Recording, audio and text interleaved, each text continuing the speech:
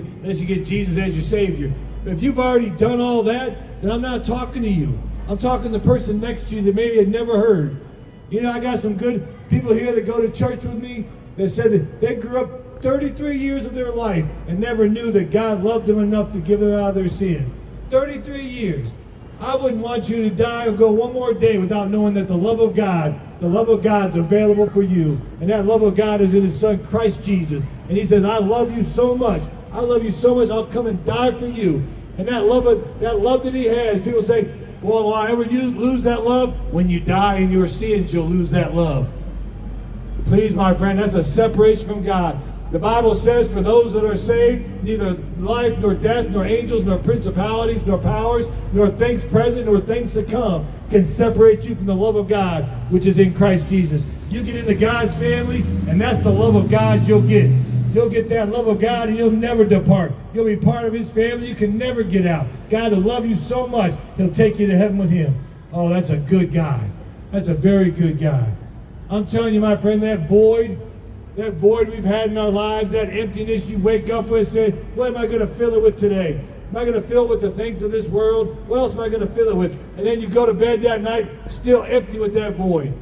My friend, God said, I'll fill that emptiness. I'll fill that spot in your heart. And that's with the love of God, which is in Christ Jesus. He'll give you that joy. He'll give you that peace. He'll change your life. He'll change your soul. He gives you a peace that passes all understanding. You know what I used to do, my friend? I used to laugh when people say, what kind of peace is that? If you come to God Almighty through His Son, Jesus Christ, you'll understand that peace. Oh, man, everybody out here has a different testimony and a different way that God showed them the love of God, which is only found in Christ Jesus. That's the true love, and that love of God will take away all your sins and give you all your righteousness. What would you say, my friend? God just knows I'm a good person because I've never killed anybody. Are you making the standards, or is God? The standard is you must have God's righteousness to get to heaven. That's as pure as God is pure. That's as holy as God is holy. That's as just as God is just. And not one of us can say we've done that. Not one of us. But God Almighty sent His Son into the world to die for sin and to give us everlasting life. God said He made Him to be sin for us, who knew no sin, that we might be made the righteousness of God in Him. That's where you get the righteousness of God. And you come to His Son, Jesus Christ, and you know what He'll do? He'll give you that righteousness. Oh, my friend, I call it the great exchange. He'll take away all your sin and give you all His righteousness. Man, He got the bad end of the deal because He didn't know how bad I was, but He actually did.